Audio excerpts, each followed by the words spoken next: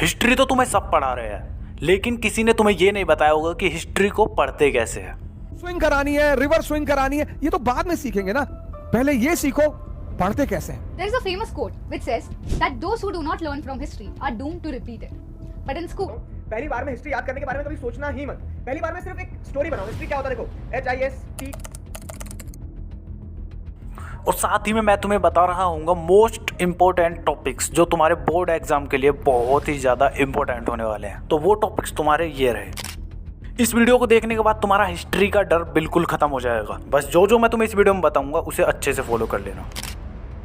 So hi everyone, this is Mukul और आज की वीडियो में हम समझ रहे होंगे कि हिस्ट्री को पढ़ना कैसे है। मुझे पक्का यकीन है तुमने अभी तक जितनी भी बार हिस्ट्री पढ़ी होगी ना, उसमें तुमने रट्टा ही मारा होगा, इसीलिए तुम्हारी वो वीक है। बट बेफिक्र रहो, इस वीडियो को देखने के बाद तुम्हारा सब कुछ डाउट क्लियर हो जाएंगे। मैं तुम्हारे बड़े भाई जैसा हूँ, तो जो भी मैं तुम्हें इस वीडियो में बता रहा हूँ उसे लिख लेना, कॉपी पेन लेकर बैठ जाओ। और साथ ही में मैं तुम्हें हिस्ट्री के मोस्ट इंपॉर्टेंट टॉपिक्स भी बता रहा हूँ क्लास 10th के लिए। वो तुम्हारे टॉपिक्स लास्ट 10 ईयर्स का एनालिसिस करने के बाद निकाले गए हैं। उसमें मैंने डिटेल में एनालाइज किया है कि कौन से चैप्टर्स से तुम्हारे ज़्यादा मल्टीपल चॉइस क्वेश्चंस आ रहे हैं, कौन से चैप्टर्स से तुम्हारे लॉन्ग आंसर, कौन से शॉर्ट आंसर, कौन से वेरी शॉर्ट आंसर। तो सब कुछ तुम्हें डिटेल में मिलने वाला है, वीडियो के लास्ट में बताऊंगा, ठीक है। तो पहले जान लेते हैं हिस्ट्री को पढ़ते कैसे है। तो यार सबसे पहले हिस्ट्री पढ़ने के लिए तुम्हें अपनी एक मेंटेलिटी ये दूर करनी होगी कि भैया हिस्ट्री बहुत हार्ड है, मुझे कुछ समझ नहीं आता उसमें।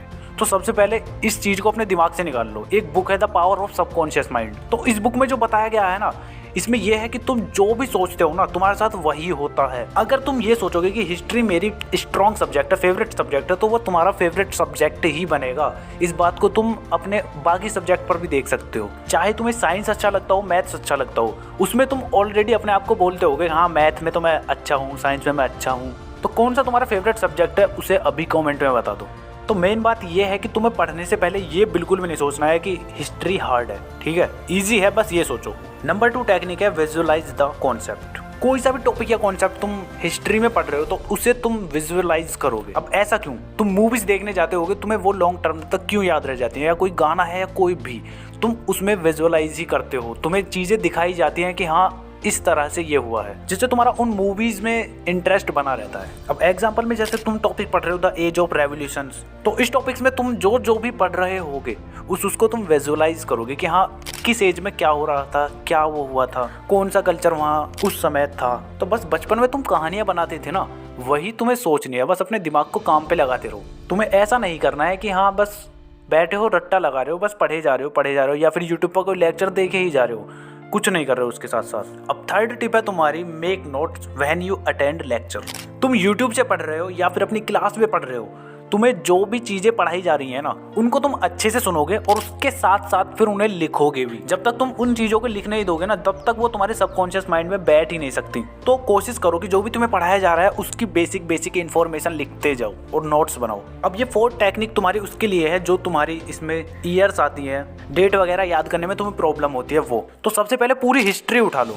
उस हिस्ट्री में जितने भी तुम्हारे एक सन उठाओ, उस सन में जितने भी इवेंट हुए हैं ना, उस सन के नीचे लिख दो।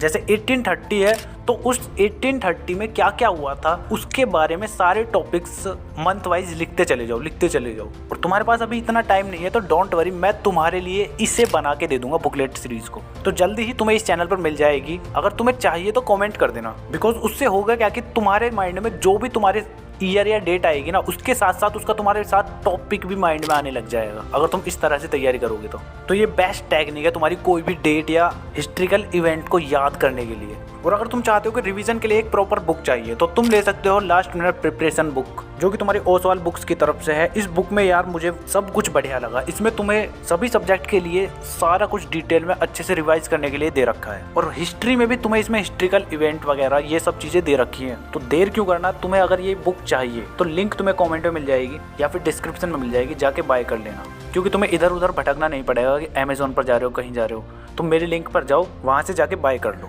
तो ये चारों टेक्निक तुम्हारे लिए बहुत ही ज्यादा यूजफुल होने वाली है। इन्हें फॉलो करना और कमेंट में बताना कि कैसी लगी तुम्हें, ये कोई फायदा हो रहा है या नहीं। तो यहाँ तक मैंने तुम्हें बता दिया है कि हिस्ट्री को पढ़ना कैसे है। 4 टेक्निक तुम्हें पता चल चुकी है।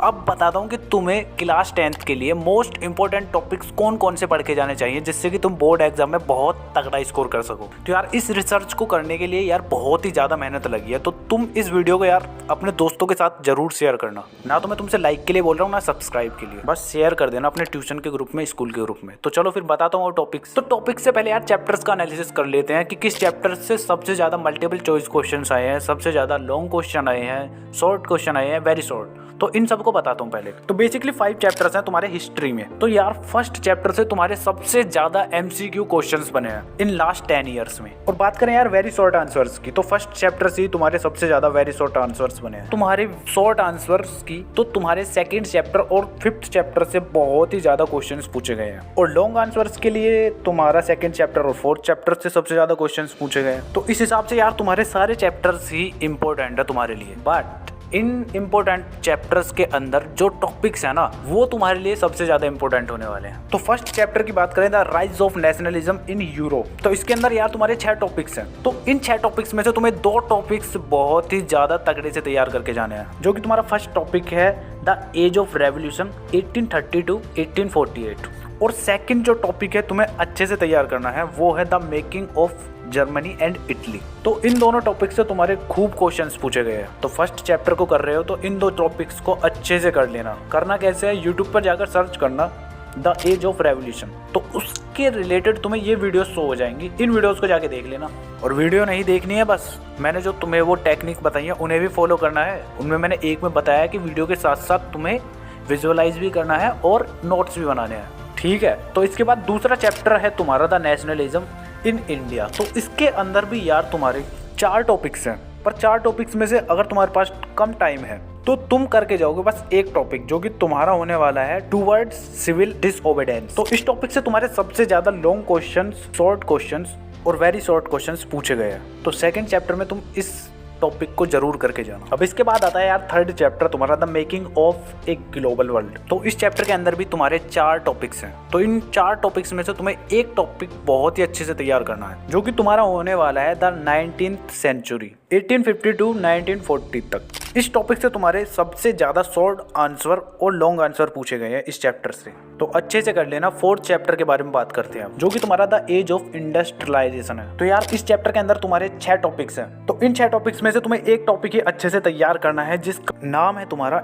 Industrialisation in the colonies. बहुत ही ज्यादा इंपॉर्टेंट टॉपिक है ये तुम्हारा, इसे तो गलती से भी मत भूल जाना। इस टॉपिक से तुम्हारे सबसे ज्यादा शॉर्ट आंसर और लॉन्ग आंसर्स पूछे गए हैं इस चैप्टर से। अब हिस्ट्री का तुम्हारा लास्ट चैप्टर बचता है print culture and the modern world. तो बेसिकली इस चैप्टर में यार तुम्हारे 9 टॉपिक्स हैं, जिनमें से तुम्हारे सबसे ज्यादा जो क्वेश्चंस पूछे गए हैं ना वो है तुम्हारा the print revolution and its impact. इस टॉपिक से तुम्हारे वेरी शॉर्ट और शॉर्ट आंसर टाइप क्वेश्चंस पूछे गए हैं और 1-2 लॉन्ग आंसर टाइप भी है। अब इसके बाद दूसरा टॉपिक जो तुम्हें अच्छे से तैयार करना है वो है तुम्हारा प्रिंट कम्स टू यूरोप। तो यार ये 2 टॉपिक्स तुम्हारे इस चैप्टर में सबसे ज़्यादा इंपॉर्टेंट है, बाकी के भी हैं, इन टॉपिक्स को भी करना। ये 2 टॉपिक्स भी तुम्हारे लिए इंपॉर्टेंट है, India and the world of print और तुम्हारा न्यू फॉर्म्स ऑफ पब्लिकेशन। तो ये 2 टॉपिक्स भी तुम्हारे लिए बहुत ज़्यादा इंपॉर्टेंट है। तो इस चैप्टर में इन 4 टॉपिक्स को अगर तुम कर लेते हो तो अच्छा खासा स्कोर कर रहे होगे। तो हिस्ट्री के सारे चैप्टर्स मैंने तुम्हें बता दिए हैं। अगर तुम्हारा सिलेबस अभी तक कंप्लीट नहीं हुआ है तो अगले 15 दिन में कैसे कंप्लीट करना है तो इस वाली वीडियो को देख लेना, तुम्हें अपनी स्क्रीन पर शो हो रही होगी। और साथ ही में और भी वीडियो शो हो रही होंगी, तो इन वीडियोस को भी जाके देख लेना। बाकी का मिलते हैं नेक्स्ट वीडियो में। वीडियो कैसा लगा कमेंट करके अभी बता दो, और हिस्ट्री का डर दूर हुआ है या नहीं हुआ अभी कमेंट करके बताओ। बस चलो फिर पढ़ते रहो, keep learning and keep smiling.